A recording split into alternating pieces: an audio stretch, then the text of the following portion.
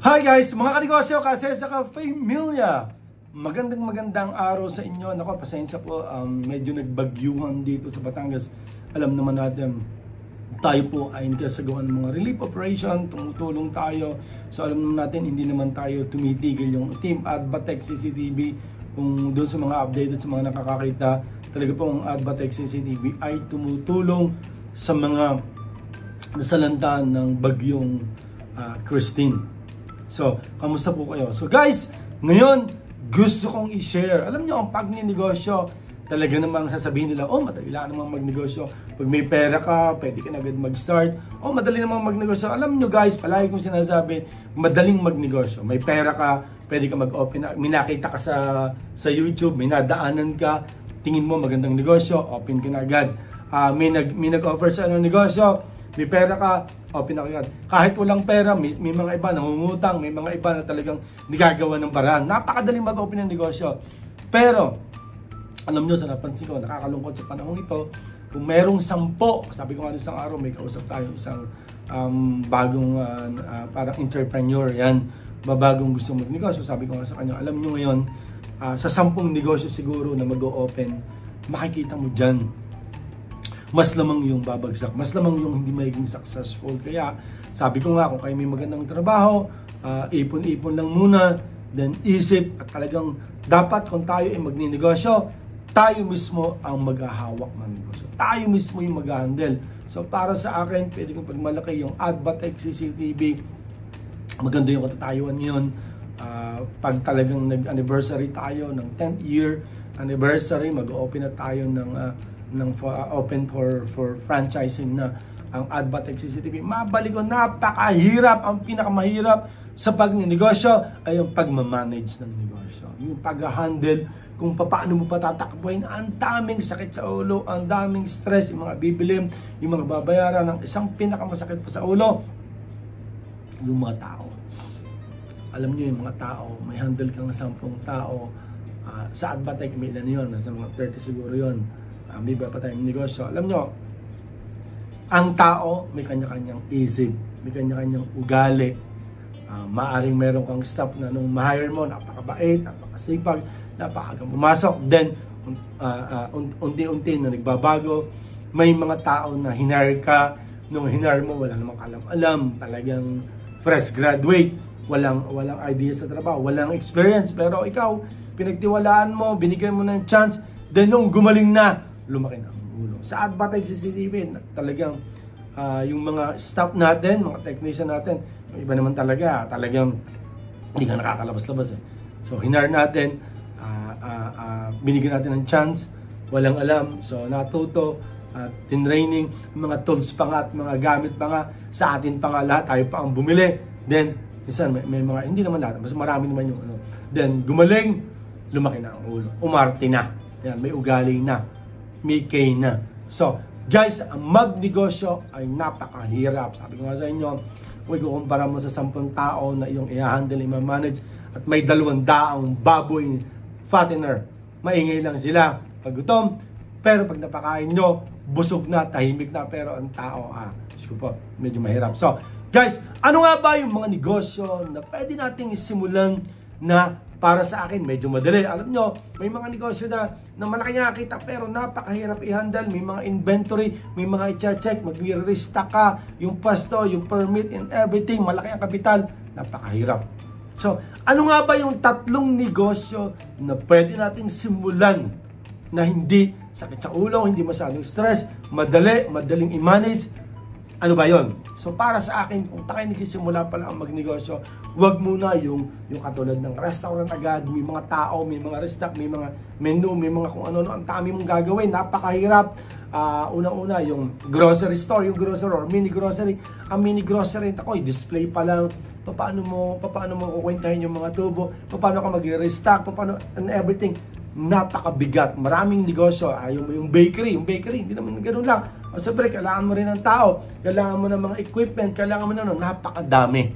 So, ano nga ba yung 3 negosyo na pwedeng simulan sa bahay lang natin or sa kanto-kanto lang or maliit na pwesto na kung ikaw ay isang OFW, nag-iisip ka o bigyan mo ng trabaho yung mga magulang, bigyan mo ng trabaho yung pamilya, mga kamag-anak, instead na sila ay talagang buwan-buwan ay naasa, instead na sila ay talagang nandun lang talaga, hinihintay ka lang. Hindi naman araw-araw ay pesta, hindi naman araw-araw tayo bata, tayo ay sa patanda na, hindi naman habang buhay ay nasa ibang bansa tayo. Ano yung mga negosyong pwedeng gawin? Ang unang-una ko talaga na pwede kong sabihin sa inyo, talaga, number 1 is bigasan business. Ang bigasan business, ilang beses natin na feature. So tayo, gusto ko sa isang araw siguro, mag-vlog tayo, mag-interview tayo ng mga may negosyong ganito. Ang bigasan business, okay? Ano ba yung mga, kung pipili ka lang siguro ng mga 3 klase ng bigas na yung medyo mura, yung affordable, yan, alam ko, nakita ko mga top grade. Then meron yung mga Maharlika, Sinandoming, siguro 3 lang talaga. And then, yun, siguro, mag-start ka lang siguro sa 20 sako. Kung 20 sako, let's say around 25 to 30,000 pesos ang initial capital mo. Doon sa 10 sakong yun, meron ka na dapat na may nabibili naman kasi yung 5 kilos na. And then, mag-repa ka ng 1 kilo, mag-repa ka ng 2 kilos, 5 kilos and 10 kilos siguro. Yan. And then, siyempre, kung bibili sila ng retail, alam niyo yung ganito kasi mga bigasan. Pag nag-retail 1 kilo, ganito yung kilo. Pag bumili ka ng 5 kilo, medyo makakatipid ka siguro ng 5 piso. Kung bumili ka ng 1 sako, makakatipid ka ng 50 pesos. So, ganun yung strategy sa pagbibigasan business. Pero, ang may papayo ko, nagpapautang ka, 1 sako. Ang bayad, pagkakatapos, or kada katapusan, or kinsan, o baka katapusan ng mundo niya, katapusan ng... So, tubo mo is 200 pesos. Kung halimbawa, let's say lang, 200 pesos. Oo nga, 200 pesos pero pautang naman. Sa 10 mong pinagpautangan, maniwala ka sa akin, meron diyang 1 o 2 na baka hindi mo na talaga masingil. Yung mga 3, 4, yung medyo pahirapan. Siguro, let's say 4 to 5 lang yung talagang tugang magbayad. Pero yung iba, mabait lang pag nakuha, mabait lang pag ano. Pero once na yan, nagsisingilin mo na, sakit sa ulo. Ang tanong, dito sa bigasang business, ano ba ang gusto mo? Medyo malaki ang kita na pautang na maghihintay ka, nasasakit ang ulo mo, or yung 100 pesos or maliit na kita na sureball naman na hindi sasakit ang ulo mo, kuha mo na, kapital mo, napapaikat mo. Para sa akin, I suggest, dun tayo pumasok sa cash. Cash basis, hindi yung pautang. I-display mo lang, okay lang. Ngayon pwede ka mag-deliver, pero cash tayo. COD or pwedeng pick up or pwedeng bibili lang sila. Pero sabihin ko sa inyo, ang magpapautang, nako, kayo ang kawawa dyan. So makinig kayo sa akin at may experience tayo, marami rin tayong alam na ganyan. Okay, so yun ang una natin, is bigasan business. Ang number 2, guys, ito yung gusto ko talaga na i-feature talaga. Kasi kahit nga hardware dito, may malaki tayong hardware, nakikita tayo, may display. Sa tawilisan, meron din. Yung itlogan business, ano ba itong itlogan business? Ano ba yan? Alam niyo yung itlog, pwede nyo namang dito sa Batangas, napakarami dito. Sa mga gusto ng supplies ng itlog, taas ang kamay, mes lang kayo. Sabihin nyo sa akin, kung may market kayo, pwede namin kayong deliver ng 100 trays, 200 trays, 300 trays, or kahit pa 1,000 yan, araw-araw pwede tayong mag-deliver. Kasi nga guys, marami tayong kilala na may mga poultry, sila naman talaga, naghahanap din talaga sila na kumukuha ng volume, mas mura, makukuha namin sila ng volume, i-deliver namin sa inyo, regular tayo. So para sa akin, yung itlog na business na pwede nyo i-deliver kung may sasakyan kayo, or yung hagdan-hagdan na gano'n, layer, may naka-display kayo ng mga itlog, small, medium, large, extra large, pwede kayo mabigyan. Alam nyo, napakadali ng itlog. Pwede kayong kumontak na sila na yung mag-deliver. Napakadaling i-manage kasi per tray kasi yan. So halimbawa, nagtinta kayo sa inyo ng banyo, per tray na yung bentahan. Hindi na kayo magbebenta ng retail. Siguro naman, pwede yung pagbigla na nasa plastic 6, 12, 24, parang ganoon. So para sa akin, ang itlog business, napakadali. Umorder ka ng 5 tray na small, 5 tray na large, medium, then large, tigli 5. Alam niyo na kagad yung capital. Let's say, nang-capital ka ng 10,000. So, kada tray, patungan mo ng 20 to 30 pesos. Pwede kang kung retail, makakatip akong retail, ganito yung presyo. Kung by tray na, mas mura para sa akin. Alam nyo, ganito yun. Pag nakita kasi ng tao, nalaman kasi ng tao na yung business mo talaga itlog. Talagang nakafocus ka lang sa itlog.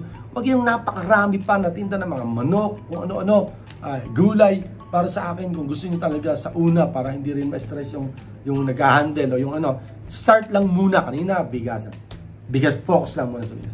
Ito naman, itlog. focus lang muna tayo sa itlog. Pag-aralan mo muna, malay mo, maya-maya, kahit retail ka, maya-maya, may mga dideliveran ka na malalaki na, nakakaubos ka na ng 200 trays per day. Imagine mo kung 200 trays per day, meron kang tubo na lang na net na lang na 15 pesos per tray or 10 pesos per tray.